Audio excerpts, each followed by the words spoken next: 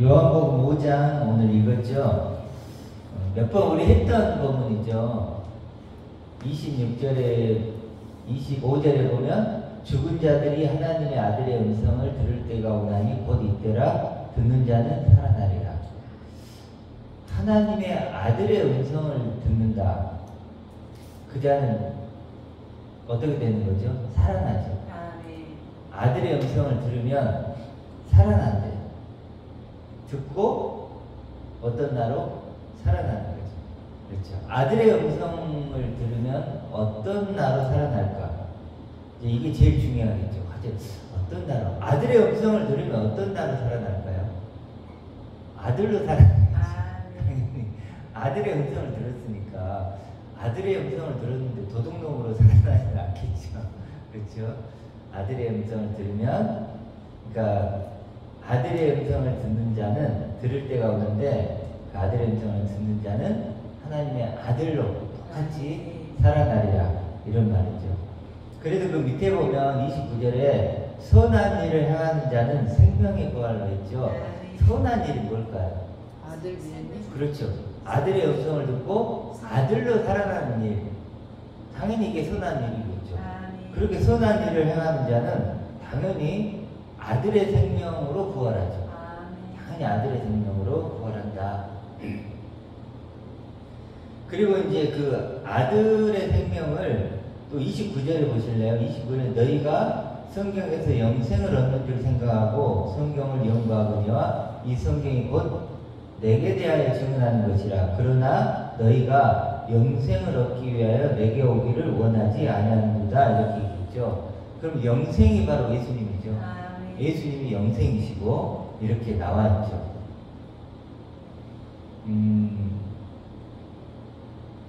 그러니까 하나님의 아들이 영생이고 또 여기서 나오는 생명, 영생이라는 영적인 생명이죠. 영적 생명. 그리고 중요한 건 뭐냐면 이제 과연 영생이기도 하고 하나님의 아들이기도 한 이게 뭐냐는 거죠. 그렇죠. 하나님의 아들. 설명이 나와있죠. 26절에 뭐라고 나오죠? 아버지께서 자기 속에 생명이 있음같이 아들에게도 뭘 주죠? 아버지의 생명을 주죠. 그렇죠. 아버지 속에 있는 생명, 아버지의 생명을 누구에게 주죠? 예수님에게 준 거예요. 그러니까 예수님이 뭐가 되는 거죠? 아들이 되는 거죠. 그래서 하나님의 아들은 아버지의 생명을 가지고 있는 자라고 지금 이렇게 예수님이 얘기하시죠. 근데 그걸 또 생명으로도 표현하고 44절을 보면 이렇게 나오죠. 너희가 서로 영광을 취하고 유일하신 하나님께로부터 오는 영광, 이렇게 나오죠. 하나님께로부터 오는 영광을 구하지 아니하였다. 그러면 우리가 보통 마태복음 보면 구하라, 찾으라, 두드리라 하잖아요. 그렇죠. 뭘 구해야 되죠? 하나님께로부터 오는 영광. 이걸 구해야 돼요. 하나님 아버지께로부터 내게 오는 영광. 그렇죠? 그것을 가져야만 아들이라는 거죠. 그렇죠? 하나님께로부터 오는 영광. 이것을 가져야 된다. 그러니까 이게 이제 하나님의 아들인데, 참 이게 하나님의 아들이라는 단어가 어찌 보면 우리가 쉽게 알 수 있는 것도 같고 자주 쓰잖아요. 교회에서 하나님의 아들? 그런가 보네. 근데 또 조금 더 깊이 생각해보면 하나님의 아들이 누구지? 라고 생각해보면 좀 난감하죠. 그렇죠. 박기도님 어떻게 생각해요? 자연스러워요. 자연스러워요? 그리고 쉬워요? 아니, 지금 20년 넘게 들었으니까. 그러니까 우리가 이제 보통 뭐 의사 하면은 딱 그려지잖아요. 요즘 의사가 파업하고 그러는데 또 국회의원 하면 그려지고 청소부 하면 그려지죠. 이렇게 뭐 축구 선수 하면은 딱 그려져요. 이렇게 손흥민이 뭐 또 골 한 골 넣었다고 하더라고. 또 손흥민 하면 축구 선수 딱 그려지잖아요. 손흥민 하면 그려지잖아요. 이렇게. 근데 하나님의 아들 하면 사실은 보이지가 않으니까, 또 영적이니까, 영적 존재니까 안 보이죠. 보여요? 이제 이제 영안이 열리니까 보이는 건데, 그러니까 우리가 뭔가를 눈을 떴다, 뭔가를 듣게 됐다, 보게 됐다, 어떤 기준이 있을 거 아니에요, 성경에서는. 그게 결국 하나님의 아들이죠. 그렇죠? 그러니까 여기서 지금 죽은 자들이다 할 때도 결국 하나님의 아들이라는 그런 인식을 못하고 있어 죽은 거죠. 그렇죠? 우리가 뇌사하면 죽었다고 하잖아요. 뇌사. 다른 데는 이제 작동을 하고 있어. 근데 뇌가 죽었어. 생각을 못하는 거죠. 그걸 이제 죽었다 그러잖아요. 뇌사. 죽었다고 하는데 마치 그런 것 같아요. 여기서 예수님이 죽은 자라고 했을 때 신체가 죽은 게 아니죠. 그러니까 나를 하나님의 아들로 인식하고 의식하고 생각하지 못하는 상태가 죽은 자죠. 그럼 살았다는 것은 하나님의 아들로 나를 의식하고 생각할 수 있는 이런 상태가 된 거라고 봅니다. 그래서 하나님의 아들은 우리 이제 2주 정도 했는데 로마서에 보면 1장에 육신으로는 하나님의 아들에 대해서 뭐라고 나와요? 육신으로는 다윗의 혈통으로 나셨고 그러죠. 그 다음에는 거룩한 영으로는 죽은 자 가운데 부활하심으로 하나님의 아들이라 선포되셨다 이렇게 나오죠. 선포되셨고 이렇게 나와요. 그러니까 나셨고 되셨고 이게 굉장히 중요한 것 같아요. 나셨다는 것은 시작이죠. 우리도 나아졌죠. 우리도 예수님처럼 육신으로 나아진 건 똑같아요. 근데 예수님은 되셨고 우리는 아직 안 되었죠. 이 차이가 있네요. 예수님은 되셨고 완성되셨고 예수님은 하나님의 아들로 완성되었죠. 그래서 그리스도라고 하고 물론 육신으로 있을 때도 예수 안에는 하나님의 아들 그리스도이셨지만 육신을 벗고 이제 뭐 오롯이 하나님의 아들 그리스도로 살아계시는 거죠. 그렇게 되셨고가 중요한 거죠. 되셨고 나셨고가 아니고 되셨고. 예를 들어 이제 우리가 달걀 있잖아요. 달걀로 나아지잖아요. 그렇죠. 달걀로 나아지는데 뼈마리가 되죠. 그런 식으로 된 게 중요한 거죠. 나아지는 건 다 이게 육으로 난 육으로 나아졌지만 영으로 난 영이 되신 거죠. 그렇죠? 그래서 그리스도는 오늘 보면처럼 영생이시고 또 하늘에 속한 형상을 입고 계시죠. 우리는 어떤 형상이죠? 육의 몸이죠. 죽을 수밖에 없는 육의 몸이고 예수님은 지금 하늘에 속한 형상을 입고 계시고 그리고 로마서는 아들의 형상을 본받는다 이렇게 하죠. 아들의 형상. 그리고 영원히 온전케 되신 아들. 그렇죠. 하나님의 아들 그리스도는 또 불멸의 존재다 이렇게 표현을 하고 보이지 않는 한마디로 이걸 어떻게 표현할까? 저는 요즘에 쓰는 단어가 뭐냐면 엄청난 존재다. 이렇게밖에 표현이 안 되는 것 같아요. 그래서 이제 베드로도 말로 표현할 수 없는 그런 표현을 쓰고 바울도 그렇게 하잖아요. 진짜 이 말로 표현이 잘 안 되는 것 같아요. 그렇죠? 그런데 그렇게 하나님의 아들이 되셨죠. 하나님의 아들이 되셨고 그래서 이제 성경에는 그분을 또 맏아들, 첫 열매 이렇게도 표현을 합니다. 근데 중요한 건 뭐냐면 예수님이 그렇게 되셨구나 이렇게만 끝나면 안 되겠죠. 예수님은 그래도 대단하다 이렇게 끝나면 그건 사실 내 얘기는 아니죠. 어쨌든 남 얘기가 되는 거고 내가 구경꾼일 뿐이고 그래서 중요한 것은 예수님이 그렇게 되셨구나도 중요하지만 나도 되었다 이게 중요한 거죠. 나도 되었다. 그래서 바울도 로마서에 보면 우리를 부르시고 하나님이 의롭게 하시고 또 우리를 영화롭게 하셨다. 영화롭게 된 하나님의 아들. 누구죠? 내 얘기죠. 내 얘기. 이게 이제 예수님 얘기만이 아닌 다 내 얘기로 들려야 된다. 아까 우리 처음 시작할 때 아버지의 생명이 예수님에게 주어졌죠. 그런 것처럼 나에게도 아버지의 생명이 와야 된다. 그렇죠. 그래야 나도 아들이니까.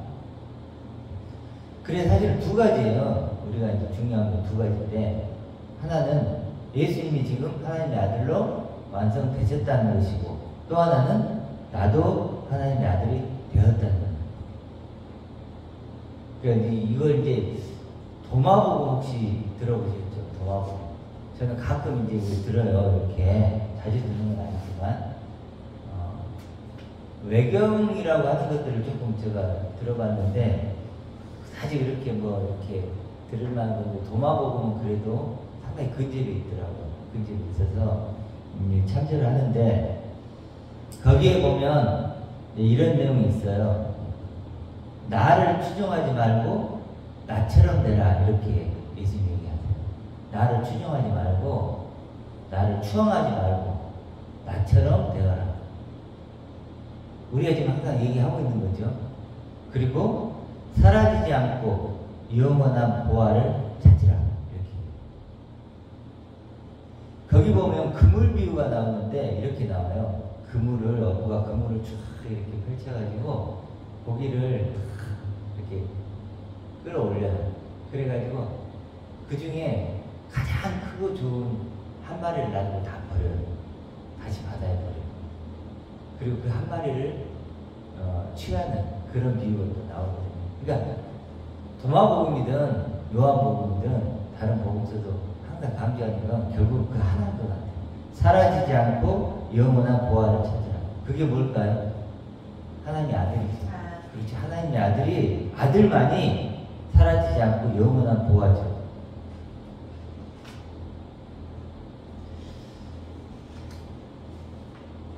우리는 사실 다 죽은 자죠. 하나님의 아들이 아니었던 존재죠. 물론 창세 전부터 우리가 하나님의 아들들로 계획됐지만 우리는 그걸 몰랐죠. 그렇죠? 바울도 그래서 이렇게 얘기하죠. 누가 사망의 몸에서 나를 건져내라, 이렇게 얘기하거든요. 누가 나를. 그러니까 누가 사망의 몸 안에 있는 나에게서 건져내줄 수 있냐는 거죠. 그렇죠. 누가 건져내줄? 아무도 없죠. 아니, 사망의 몸에 있는, 몸 안에 갇혀있는 나를 누가 건져내주겠어요? 이 세상 누가 나를 그 사망의 몸, 죽을 몸에서 갇혀있는 나에게서 건져내줄까요? 오직 한 분밖에 없죠. 예수님. 그렇죠. 아들. 하나님의 아들이, 아들만이 내게 그런 나에게 불러내죠. 그렇죠. 너 그런 존재 아니야. 사망의 몸에 갇혀있는 너가 아니야. 너는 하나님의 아들이야. 너는 불멸의 존재야. 너는 영생이야. 너는 천하보다 귀한 존재야. 이렇게. 그렇게 나를 불러낼 수 있는 유일한 분은 예수님밖에 없는 거예요. 예수님이 소중한 이유는 바로 그것 때문이에요. 언어는 존재의 집이라는 얘기가 있거든요. 언어라는 건 존재의 집. 그러니까 언어가 존재를 만들어내는 거죠. 그렇죠. 그러니까 언어가 내 존재를 만드는 구성물이라는 거예요. 근데 누가 나를, 이 사망의 몸에 있는 나를, 나에게 사망의 몸에 있는 너가 아니라고 얘기해 주는 사람이 없어요. 다 나를 사망의 몸 안에 있는 나를 볼 뿐이죠. 근데 예수님이 오셔서 새로운 언어를 준 거예요, 내게. 너는 그런 존재가 아니야. 그렇죠. 새로운 언어를 주니까 내가 새로운 존재의 집을 지을 수 있는 거예요. 내가 어떤 근거로 내가 새로운 존재의 집을 짓겠어요? 아들이란 존재로 나를 지어갈 수 있겠냐고. 예수님의 말씀, 그 언어가, 그 복음이 나를 새로운 존재로 지어갈 수 있는 새로운 아들이란 그런 집을 이제 짓게 만드는 거죠. 그래서 하나님의 해결책은 사망의 몸, 죽을 몸인 우리에게 해결책을 주시는데, 크게 보면 세 가지로 얘기할 수 있어요. 우리가 이제 우리 인간 입장에서 보면 지금 우리가 어차피 사망의 몸, 죽을 몸, 이제 안개 같고 먼지 같고 그렇잖아요. 또 불교적으로 공수래 공수고 이렇게 얘기하는데, 그래서 탄식을 할 수밖에 없는 우리이죠. 나이가 먹을수록 탄식이 심해져. 젊었을 때는 탄식을 하질 않아. 너무 좋아. 우리 자매님 이제 지금 같은 경우 정말 해피하죠. 탄식할 일이 전혀 없는.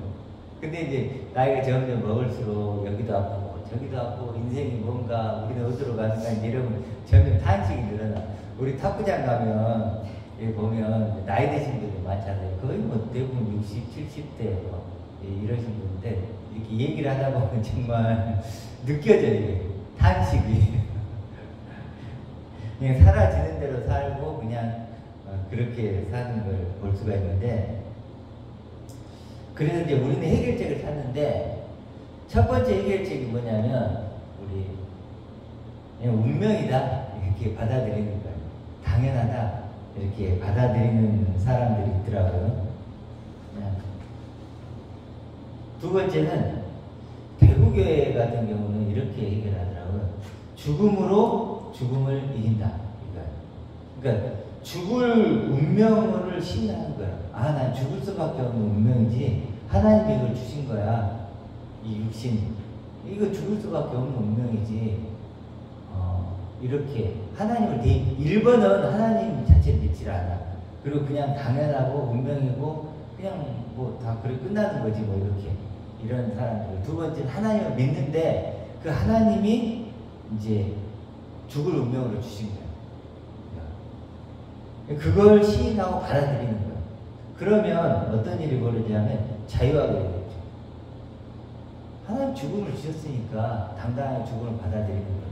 죽음으로 죽음을 이긴다고 하는 거예요. 그러면서 우리가 다 죽을 존재이기 때문에 서로 하나 될 수 있다. 그리고 또 그들을 달리는 이렇게도 표현해요. 하나님 앞에 피조물인로 내 자신을 인정한다. 흙과 먼지로 공술의 공수거인 존재로 인정한다는 거예요. 마음은 엄청 편하겠죠. 그렇잖아. 아, 하나님 주신 거구나. 그리고 이 피조물된 이런 걸로 하나님을 표현하고 나타내고 살아가는 거예요. 그러면서 이제 그분들이 이제 그 사이트가 이제 아멘 인생이에요. 아멘 인생. 모든 걸 아멘 인생. 참 그거 보면서 그러면서 매일 이제 그 줌을 하거든요.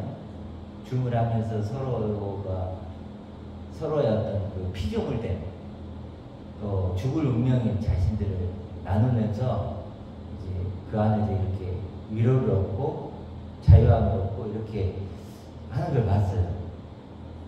어떨 것 같아요? 굉장히 편안할 것 같아. 진짜 생각해보면 초연하고 또 더 사랑이 넘칠 수도 있을 것 같아요. 같은 처지니까 죽을 운명으로서 서로 그냥 있는 모습 그대로 그냥 서로를 바라봐 주는 거예요. 그리고 그분들은 분별을 하지 않아요.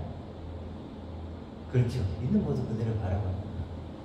그런 모습들이 있더라고요. 그 세 번째는 기존 교회들이죠.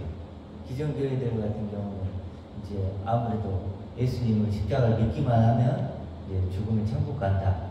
그리고 하나님이 모든 걸 지켜주시고 보호해주신다. 이렇게 믿으니까 이것도 굉장히 사실 사람을 기쁘게 하겠죠. 얼마나 위로가 되고 만족이 되게 하겠어요. 그러니까 그렇게 만족이 되니까 교회를 하라는 대로 다 할 수 있는 거죠. 봉사하라면 봉사하고 헌금하라면 헌금하고 뭐하라면 뭐하라 할 수 있는 게 그만큼 내게 오는 게 있잖아요. 그렇죠. 그렇기 때문에 그래요. 세 번째가 기존 교회라고 보면 네 번째 해결책이 뭐냐면 이제 우리가 지금 말하는 하나님의 아들의 옷을 입혀주는 거예요. 그렇죠. 그러니까 사망의 몸, 죽을 몸에 갇혀있는 나에게 하나님이 아들의 옷을 입혀주시는 거예요. 그리스도로 옷을 입히시는 거예요. 그렇죠. 그게 하나님의 해결책이죠. 근데 우리는 네 번째를 따르는 거죠. 그렇죠. 하나님의 아들의 옷을 입는 거예요. 그 불멸의 옷, 영생의 옷, 천하보다도 귀한 옷. 그렇죠.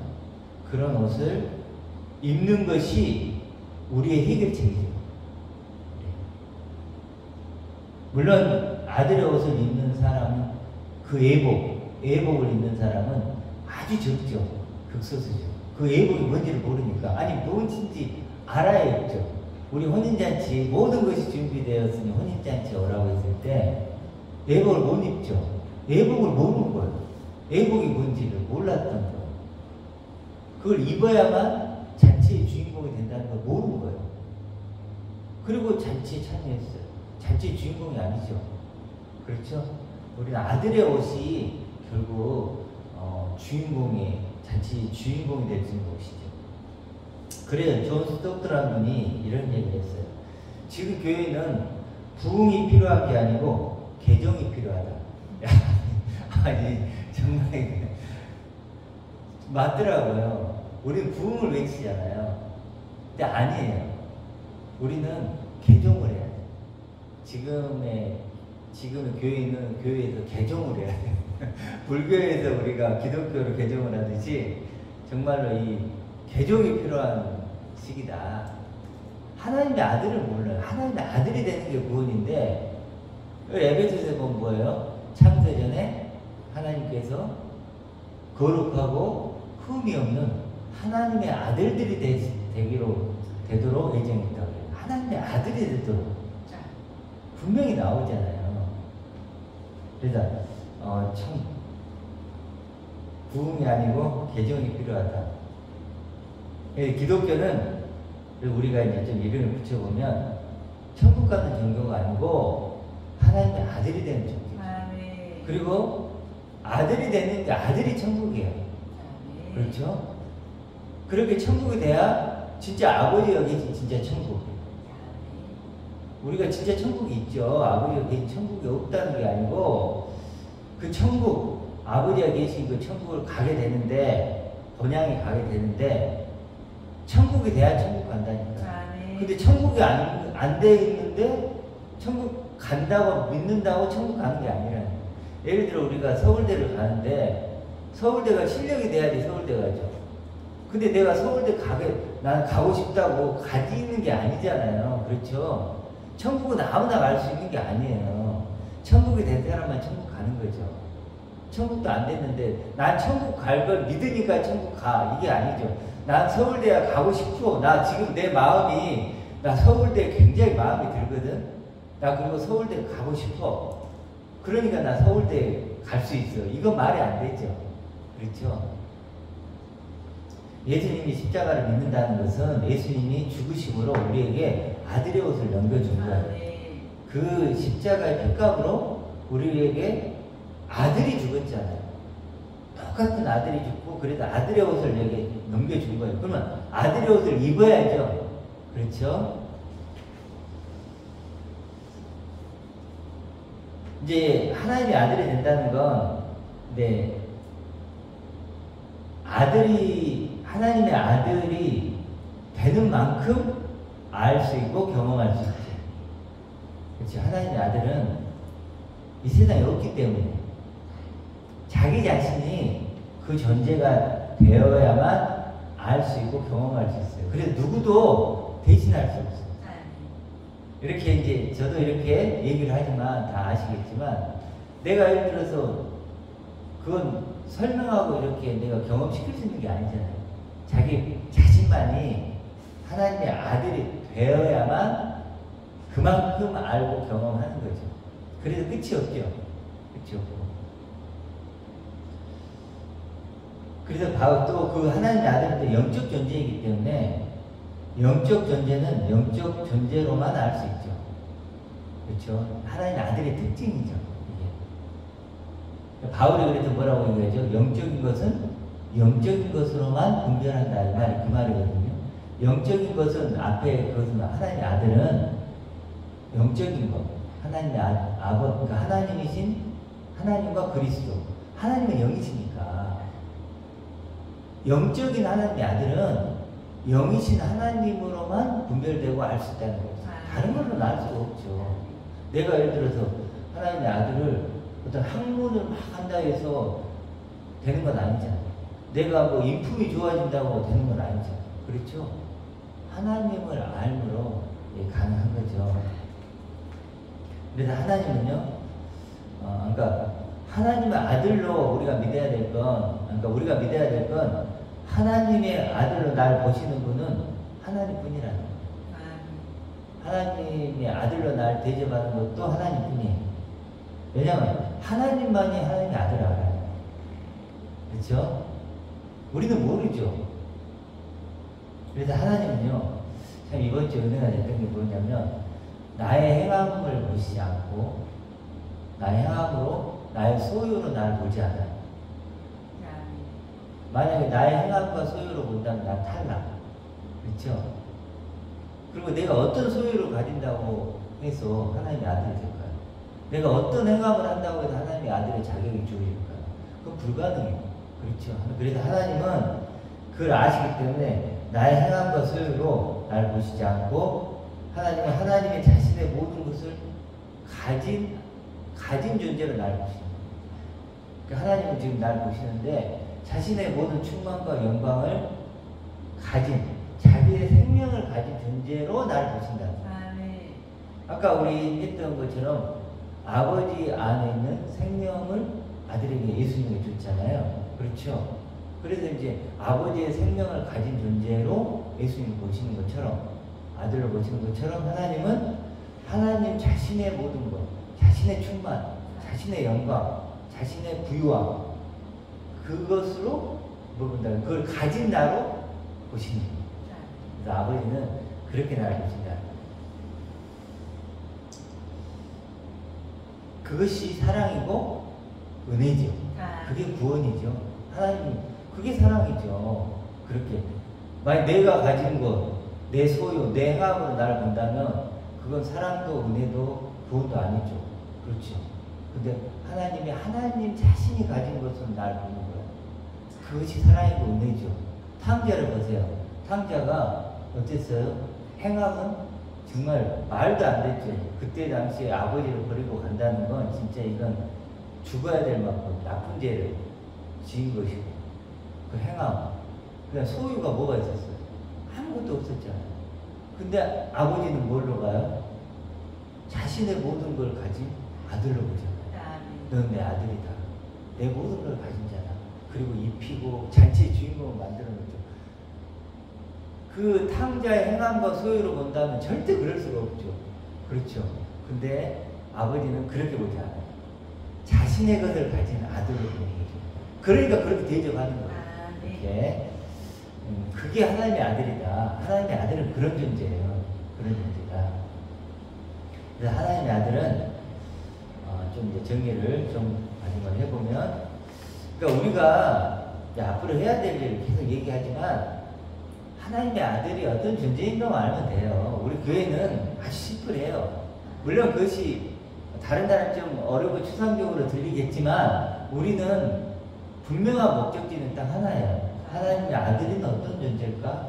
하나님 나를 아들로 불렀는데 어떤 존재, 이것만 알면 되는 거예요. 이것만. 자, 하나님의 아들은 나 너머의 나죠. 그렇죠? 나 너머. 내가 아니었던 나예요. 내가 아니었던 나고, 내가 몰랐던 나고, 그리고 죽었던 나죠. 그렇죠? 죽었었던 나고, 하나님의 아들로 이었는데 아니었잖아요. 죽었던 나고, 잃었던 나고, 그 다음에 감추인 나죠. 감추인 나고, 다음에 하나님의 약속한 나죠. 그리고 계획한 나고, 하나님이 준비하고 계신 나죠. 야, 하나님이 나를 뭘 준비하고 있다고요? 하나님의 아들을 준비하고. 내가 죽으면, 물론 지금도 하나님의 아들이지만, 내가 죽으면 하나님께 가면 뭘 준비되어 있다고요? 하나님의 아들, 하늘에 속한 형상 준비되어 있단 말이에요. 그리고 하나님의 아들은 말씀이 증거하는 나죠. 말씀이 끊임없이 나를 증거하는 거예요. 물론 예수님이 영생이시죠. 동시에 그 영생은 나에 대한 증언이죠. 증언. 말씀은 하나님 계속 나를 증거해 주는 거예요. 제가 이렇게 우리 이제 몇 명 안 되는 우리가 이렇게 만나서 이렇게 하지만 제가 이렇게 차를 타고 오면서 어떤 생각이 들었는지 아세요? 내가 여기 와서 이렇게 얘기할 수 있다는 게 기쁜 거예요. 근데 얘기할 수 있다는 게 숫자의 문제가 아닙니다. 우리가 하나님의 아들이라는 거, 이걸 서로 나눌 수 있다는 것 자체가 기쁜 거죠. 그렇죠. 우리가 사귈 수 있는 거예요. 하나님의 아들로 우리가 사귀는 거고, 네. 아들로 만나는 거고, 아들로 기뻐하는 거예요. 그러지 않는다면 우리가 사실 만날 이유도 없고, 기뻐할 이유도 없고, 하나 될 이유도 없죠. 그렇죠. 일단 하나님의 아들이다. 그러니까 우리는 언어는 존재의 집이라고 했던 것처럼 어떤 언어를 갖고 있죠? 하나님의 아들이라는 언어를 갖고 있는 거죠. 그래서 이제 그러니까 우리 그 창세기에 보면 1장에 보면 궁창이 나오고 위에 물과 아래 물이 나오죠. 궁창은 이제 우리를 상징한다면 우리는 아래 물을 먹나요? 위에 물을 먹나요? 위에 물을 먹어요. 세상 사람들은 아래 물을 먹으니까 뭐죠? 아래 존재가 돼요. 위에 물을 먹으면 뭐예요? 하늘의 존재가 되는 거죠. 생수로 먹는 거죠. 영혼이 목마르잖아요. 그게 아들이 먹어야 될 음료고, 아들이 그러니까 마셔야 될 음료고, 아들이 먹어야 될 양식이죠. 하나님의 아들인 우리는요, 새로운 언어를 먹어야 돼요. 위의 물을 먹어야 돼요. 지금 사실 우리가 나누는 이런 것들을 먹어야 되고 마셔야 되는 거예요.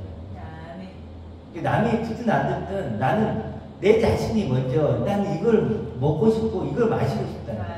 이걸 먹고 이걸 마셔야 내가 못 살아. 내 영혼이 너무 힘들어. 무가치하고 아무것도 아닌 것 같아. 공허하고. 그런데 이런 양식을 먹고 이런 음료를 마시면 다시 내 영혼이 살아나. 그러니까 내 영혼이 살기 위해서 나는 설교하는 거예요. 나는 누구 막 들어가고 누구를 전도하고 솔직히 그랬으면 좋겠어요. 그러면 좋지만 1차적으로는 내 영혼이 살고 싶어. 내 영혼이 못 견디겠는 거예요. 그래서 나는 이런 양식을 먹고 이런 음료를 마시는 거예요. 그렇게 위의 물을 먹으면 저녁이 되고 아침이 되죠. 그렇죠? 저녁이었던 내가 위의 물을 먹으면 생각해 보세요. 우리가 하루를 살면서 일주일을 살면서 위의 물이 있냐고요. 전부 아래 물이죠. 그렇죠? 땅의 물 얘기죠. 그렇죠? 저녁 얘기밖에 안 해요. 땅의 물만 먹어요. 그래 내 영혼이 피폐해져요. 그런데 주일이 되면 또 위의 물을 마시잖아요. 우리가. 위의 물을 마시면 저녁이 또 아침이 되고 저녁이 아침이 되고 점점 그렇게 우리가 이제 7일이 되어가는 거죠. 점점 더 완성돼요. 그래서 우리가 좀 하나님의 아들을 우리가 얘기할 때 하나님의 아들은 절대 육이 아니다. 이걸 정말 이 말은 우리가 받기 힘들어요. 그래서 우리 교회가 붐이 안 돼. 사실은. 근데 6 더하기 6은 뭐예요? 육신 더하기 육신은 육신이에요. 영이 아니에요. 시간 더하기 시간은 시간이지 영은 아니죠. 그렇죠? 하나님의 아들은요, 육이라든지 시간이라든지 이런 것에 갇히는 존재가 아니에요. 그렇죠? 영의 존재고 영원한 존재죠. 하나님의 아들은 시간의 존재가 아니에요. 과거, 현재, 미래의 존재가 아니라니까. 하나님의 아들은 창세 전에 계획된 존재잖아요. 그러니까 엄청난 존재죠. 그래서 어떤 육신을 개선시키고 변화시켜서 되는 존재가 아니에요. 내가 뭔가를 가짐으로 되는 존재도 아니에요. 경험되는 존재도 아닌 아주 너무나 신비한 존재고 기적 같은 존재예요. 말로 표현할 수 없는. 그렇죠. 그런 존재를 우리가 경험해야 하는 거예요. 그래서 빛이 있으라 했죠. 빛이 있었고 그 빛이 바로 하나님의 아들이죠. 그 빛. 하나님 그 빛을 원하시는 그 빛. 그래서 우리는 준비해야 돼요. 준비해야 돼요. 예수님이 뭐라고 얘기하세요? 밭을 갈다가 한 명은 같이 가는 데려감을 당하고 한 명은 버려둠을 당한다고 하죠. 맷돌. 이제 밭보다 맷돌은 뭐예요? 함께 가는 거예요. 이렇게 둘이 이렇게 붙잡고 이렇게 돌리는 거예요. 근데 한 명은 데려감을 가고 한 명은 버려둠을 당한다. 이렇게. 예수님이 하고 싶은 얘기가 뭘까요? 준비하라. 준비해라. 어떻게 준비해야 되죠? 애보, 기름, 뭐 이런 얘기를 많이 쓰죠. 근데 예수님이 이런 얘기를 해요. 도무지 너희를 알지 못하겠다고요. 야, 이 말 참 무섭죠. 그러면 어떤 준비를 해야 된다는 얘기예요? 주님, 예수님께서 아는 존재. 나는 너를 안다. 그럼 어떻게 하면 알 수 있을까? 예수님이 접붙임을 얘기했죠. 예수님이 포도나무 비유를 통해서 접붙임을 얘기했는데 예수님이 하나님의 아들이에요. 그러면 내가 하나님의 아들이 되면 내가 접붙해집니다. 그렇죠? 그리고 예수님이 나를 알아요. 내 기쁨이 너희 안에 있어 너희 기쁨이 충만하게 되길 원한다. 그렇죠? 네. 어떤 기쁨일까요? 아들된 기쁨. 아들된 기쁨이 내 안에 있으면 예수님과 같은 기쁨이 있는 거고 예수님께 접붙여져 있는 거고 예수님이 나를 아는 존재가 돼요. 그러니까 하나님의 아들 하나만 알아요. 하나님의 아들. 그래서 우리 저번주에 주님 나를 부르셨으니 이제 주님 나를 부르셨으니 주님이 나를 어떻게 불렀나? 아들로 불렀다. 그래서 이제 우리 이거 해야 돼요. 하나님의 아들 앞에 수식어를 붙이는 것을 우리가 해야 돼요. 그렇죠? 하나님의 아들. 엄청난 하나님의 아들이고 영광스러운 하나님의 아들이고 천하보다도 값진 하나님의 아들이죠. 영생인 하나님의 아들이고 불멸의 존재고 엄청난 소망인 하나님의 아들. 그리고 바울이 나의 나됨은 하나님의 은혜라고 나의 나됨이 하나님의 아들이죠. 네. 그리고 영원한 나고 진짜 나고 불멸의 나고 최후 승리자인 하나님의 아들. 멋있죠, 하나님의 아들. 와, 그러니까 우리가 정말 이 하나님의 아들 앞에 수식어를 붙이는 이걸 많이 해봐야 돼요. 그래서 그래야만 하나님의 아들이 그려지는 거예요. 거룩하고 흠이 없는 하나님의 아들. 기적 같은 신비로운 하나님의 아들. 경천동지의 하나님의 아들. 네. 이게 누구라고요? 나입니다. 이런 어떤 고백을 하면서 살아가는 아들의 음성이 이렇게 들려와서 아들로 살아가는 우리가 되길 소망합니다.